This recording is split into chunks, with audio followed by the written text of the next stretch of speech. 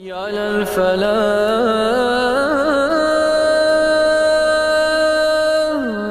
والی کون و مکان سیاح لامکان سید انس و جان سرور لالا رخاں ماہی خوباں نیر تاباں سرنشین مہوشاں شہنشاہ حسینہ تتمہ دوراں پیر پیراں میر میراں پیغمبر پیغمبراں رسول رسولاں معصوم معصومہ جناب احمد مجتبیٰ حضرت محمد مصطفیٰ علیہ تحیت و ثنا کی بارگاہ ناز میں بے شمار درود و سلام۔ پیارے آقا کریم کو اللہ تعالیٰ نے بے شمار معجزات سے نوازا، مگر دو معجزے آپ کے بڑی ہی عالی شان ہیں اور بڑی ہی عظیم الشان ہیں، اور وہ صرف آپ کا ہی خاصہ ہے۔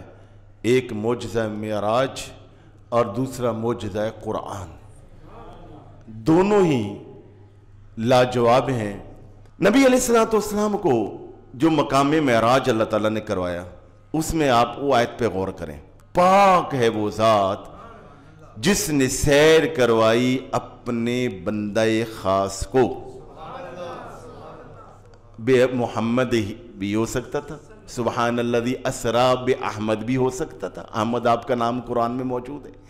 سبحان الذی اسریٰ بے رسول بھی ہو سکتا تھا، سبحان الذی اسریٰ بالنبی بھی ہو سکتا تھا۔ اللہ نے اپنے نبی کو سیر کرائی، اللہ نے اپنے رسول کو سیر کروائی، اللہ نے محمد عربی صلی اللہ علیہ وسلم کو سیر کرائی، اللہ نے احمد نبی کو سیر کروائی، یہ بھی ہو سکتا ہے، مگر کیا فرمایا؟ بے عبدہ، اپنے بندہ خاص کو سیر کروائی۔ مختصر آپ یوں جانیں کہ جیسے پوری کائنات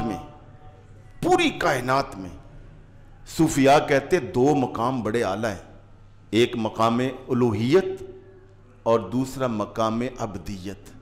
اللہ ہونا تو پھر اللہ کی شان ہے نا، اور مقام عبدیت یہ بہت بڑی بات ہے، عبودیت۔ اور یہ عبودیت، اسی کا نام بندگی۔ اگر ہم دیکھیں تو یہ مقام اعلیٰ کیوں نہ ہو، عبودیت کو بندگی کہتے ہیں، اور ہم دنیا میں آئے ہی عبودیت کے لیے، آئے ہی اللہ کی بندگی کے لیے۔ وَمَا خَلَقْتُ الْجِنَّ وَالْإِنسَ إِلَّا لِيَعْبُدُونِ، ہم نے اللہ تعالیٰ نے ہمیں جنوں اور انسانوں کو اپنی بندگی کے لیے پیدا کیا۔ اچھا، یہ عبد ہونا، عبودیت کسے کہتے ہیں؟ کسی کے سامنے، کسی کو انتہائی عزت والا جان کر اس کے سامنے عبادت سمجھ کر بطور عبادت عاجزی اختیار کرنا، اس کو عبودیت کہتے ہیں۔ کسی عزت والے کے سامنے انتہا درجے کی عاجزی، جو ذلت کی حد تک پہنچ جائے۔ اب سجدہ دیکھیں، اب سجدے سے آگے تو زمین ہے نا، ورنہ ہم اس سے آگے بھی جھک جائیں۔ انتہا درجے کی عاجزی کرنا کسی عزت والے کے سامنے عبادت سمجھ کر، اس کو عبودیت کہتے ہیں۔ جو بندہ اپنے باپ کے ہاتھ چومتا ہے، استاد کے آگے جھکتا ہے، والدہ کے پاؤں چومتا ہے، والدہ کے آگے جھکتا ہے، اللہ والوں کے سامنے احتراماً کھڑا ہوتا ہے، یہ شرک نہیں ہے، کیونکہ یہ عبادت نہیں ہے۔ یہ جو کھڑا ہوا ہے کسی کے سامنے، اس کو اعلیٰ سمجھ کے یہ عاجزی کا اظہار کر رہا ہے، یہ بطور عبادت نہیں ہے، یہ بطور احترام ہے۔ ہاں اگر بطور عبادت ہے تو پھر یہ شرک ہے۔ تو اللہ جل شانہ کے سامنے بطور عبادت عاجزی کی انتہا کرنا، اس کا نام ہے عبودیت، یہ ہے مقام عبدیت۔ اب جہاں یوں میں آپ کو یہ عرض کرنا تھا کہ نبی علیہ السلام کی شان، اس آیہ مقدسہ میں فرمایا کہ ہم نے سیر کروائی بے عبد ہی، اپنے بندہ خاص کو۔ اللہ تعالیٰ نے دوسرے پیغمبروں کو بھی عبد قرار دیا۔ حضرت سیدنا داؤد علیہ السلام کے بارے میں اللہ تعالیٰ نے فرمایا، تو فرمایا وَذْكُرْ عَبْدَنَا دَاؤُدَ، یاد کرو ہمارے بندے داؤد کو۔ حضرت ایوب کا علیہ السلام کا ذکر کیا تو فرمایا وَذْكُرْ عَبْدَنَا ایوب، یعنی یہاں عبد آیا، ساتھ ایوب آیا، موسیٰ آیا، عیسیٰ آیا، ہاں جی، داؤد علیہ السلام کا، یعنی ان نبیوں کو عبد کہا تو ساتھ ان کا نام بھی لیا۔ کیوں؟ اور نبی پاک صلی اللہ علیہ وسلم کا نام عبد کہا تو آپ کا نام نہیں لیا۔ اس کی میں تھوڑی سی آپ کو ایک مثال سمجھاتا ہوں. آپ جامعہ نظامیہ میں چلے جائیں, یہ پورا ایک اصول ہے جس کو میں انتہائی سادگی کے ساتھ آپ کو سمجھانا. ایک معین ایک غیر معین کا ایک فلسفہ ہے, مگر اس کو میں اس فلسفے میں جاؤں گا تو شاید سمجھا نہ پاؤں. آپ جامعہ نظامیہ میں چلے جائیں, جامعہ نظامیہ میں سینکڑوں حفاظ ہیں, استاد بھی اور طلبہ بھی, پڑھنے والے بھی پڑھانے والے بھی, مگر آپ وہاں پہ ایک لفظ بولیں, میں نے حافظ صاحب کو ملنا ہے. جو جانتے ہیں وہ سمجھ آئیں گے کہ حافظ صاحب سے مراد کون ہے, قاری صاحب کون ہے, مولانا حافظ عبدالستار سعیدی. حافظ بھی شمار ہیں, بلکہ جس سے پوچھیں گے نا کہ وہ بھی حافظ ہوگا, یار میں نے حافظ صاحب کو ملنا, وہ یہ نہیں کہے گا میں حافظ ہوں, کہے گا حافظ صاحب ادھر پڑھا رہے ہیں, حافظ صاحب آرام کر رہے ہیں. مراد کیا ہے؟ کیوں؟ حافظ صاحب اپنی حفظ میں مقبول اتنے زیادہ ہو چکے ہیں کہ کسی اور کا نام قریب جچتا ہی نہیں ہے. اللہ کے عبد تو بڑے ہیں, مگر مقام عبدیت جو نبی پاک نے پایا ہے وہ کسی اور کا مقام نہیں ہے. حضور نبی پاک بھی عبد, میں اور آپ بھی عبد. فرق کیا ہے؟ پوری کائنات اللہ کے عبد ہے, تمام نبی ولی اللہ کے عبد ہیں. یہ سب اس بات پر ناز کرتے ہیں, فخر کرتے ہیں کہ ہم اللہ کے عبد ہیں. داتا صاحب کو اس بات پہ ناز ہے کہ دنیا سمجھتی ہے کہ ہاں داتا صاحب اللہ کے بڑے پیارے بندے ہیں. بابا فرید اس بات پہ ناز کر سکتے ہیں کہ پوری دنیا جانتی ہے کہ بابا فرید واقعتاً اللہ کا عبد ہے اور صحیح بندہ ہے, تو وہ ان بندگی کے ساتھ زندگی گزاری. میں اور آپ بھی جتنی کہ چھوٹی موٹی ہمیں اللہ سعادت توفیق دیتا ہے, یعنی ہر بندے کا ناز ہے, مان ہے کہ وہ اللہ کا بندہ ہے. نبی علیہ السلام پر سبحان اللہ رب کائنات کی جو دست قدرت ہے اس کو مان ہے کہ محمد میرا بندہ ہے. سمجھے بات کہ نہیں سمجھے؟ یہاں ہر کوئی فخر کر رہا ہے کہ میں اللہ کا بندہ ہوں. نبی علیہ السلام کو اللہ نے خود یہ مقام دیا ہے کہ اللہ جل شانہ خود ناز کر رہا ہے کہ مامنہ کا لال میرا بندہ ہے. اللہ اکبر یا رسول.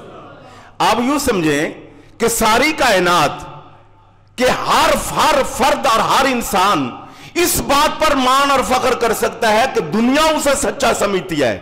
نبی علیہ السلام وہ صادق اور امین ہے کہ یہاں آپ فخر نہیں کر رہے کہ میں سچا ہوں, یہاں سچائی فخر کر رہی ہے کہ محمد عربی نے اس کو اڈاپٹ کر لیا ہے, اس کو قبول کر لیا ہے. اقبال نے کہا کہ بندے تو سارے ہی ہیں, اللہ کے بندے تو سارے ہی ہیں. میں اب دیگر عبدہو چیزیں دیگر. آؤ تمہیں بتاؤں, مفکر اسلام کہتے ہیں کہ میں تمہیں دساں کہ عبد کی ہوندا ہے تے عبدہو کی ہوندا ہے.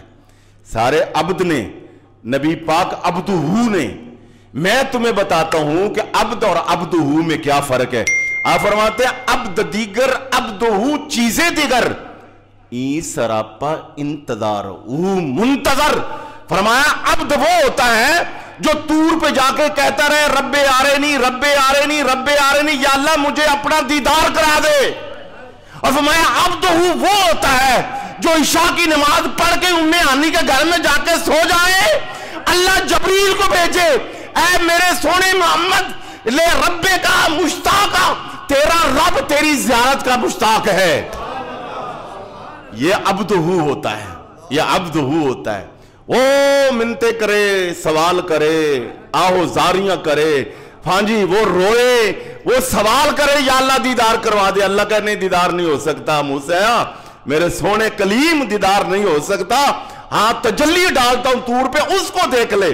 اور یہاں محمد عربی پیارے آقا کریم آپ نے نہیں کہا یا اللہ مجھے دیدار کرا دے, صرف اللہ کی بندگی اس درجے کی ہے کہ عشاء پڑھ گئے سو گئے, رب نے جبریل کو بھیجا, جبریل جا براق لے کے لے جا, اور سارے نبیوں کو کہا اور نبیوں آؤ سارے قبروں سے آ جاؤ, جاؤ بیت المقدس میں میرے سونے محمد کا ہے وہاں استقبال کرو, اس کے پیچھے نماز پڑھو, اس کو بتا دو کائنات کو کہ کائنات کا دلہا آمنہ کا لال ہے.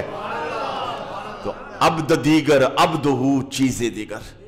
یہاں بہت سارے لوگوں نے کہا کہ یہاں حضرت ابراہیم کو اور حضرت داؤد کو، حضرت ایوب کو اللہ پاک نے نام لے کے کہا، حضور کو نہیں کہا۔ کمال درجے کی ایک مفسر ہیں حضرت شیخ زادہ، ہمارے موقع کو اللہ حضرت مفتی محمد خان قادری صاحب نے اس پہ بہت اچھی کتاب لکھی ہے، ایک تفصیلی، کیونکہ یہاں کے ایک ہمارے اسکالر تھے، وہ بھی وصال کر گئے، میں نام نہیں لیتا، انہوں نے کہا تھا کہ یہ جو معراج ہے نا، یہ صرف حرم سے لے کر بیت المقدس تک ہوئی ہے، آگے نہیں گئے اس پہ۔ اور پھر ایک نے یہ کہا کہ جو معراج ہے نا، یہ خواب میں ہوئی ہے، حالت بیداری میں نہیں ہوئی۔ اس پہ مفتی صاحب نے ایک تفصیلی کتاب لکھی، نبی علیہ السلام، حضور علیہ السلام کے سفر معراج۔ اس کے اندر مفتی صاحب لکھتے ہیں کہ نبی علیہ السلام کو اللہ نے عبدہ کہا، آپ کا نام نہیں لیا، باقی پیغمبروں کا کہا۔ سارے پیغمبر ہی اللہ کے بندے، بڑے خاص بندے، اور اللہ تعالیٰ کے طالب۔ فرمایا وہ طلب میں اتنے تھے کہ ان کی طلب تو بہت زیادہ تھی، مگر پھر بھی کہیں نہ کہیں ان کا نام باقی تھا۔ نبی علیہ السلام اللہ تعالیٰ کے ایسے طالب ہیں کہ اپنا سب کچھ فنا کر دیا، یعنی اس ذات الہی میں حضور اتنے فنا ہیں کہ ذات بھی قربان، ملک بھی قربان، اپنی شخصیت بھی قربان، حتیٰ کہ نام بھی اللہ کی بارگاہ میں فنا کر دی، اپنے پاس کچھ نہیں رکھا۔ یہی وجہ ہے کہ قیامت والے دن وہ پیغمبروں سے جب کوئی بات کرے گا، مخاطب کرے گا، وہ کہیں گے نفسی نفسی نفسی۔ حضور سے جب کوئی بات کریں گے تو آپ کہیں گے امتی امتی امتی۔ آپ کو اپنا یاد نہیں ہے، صرف اپنی امت کا بھلا یاد ہے یا اپنا رب یاد ہے۔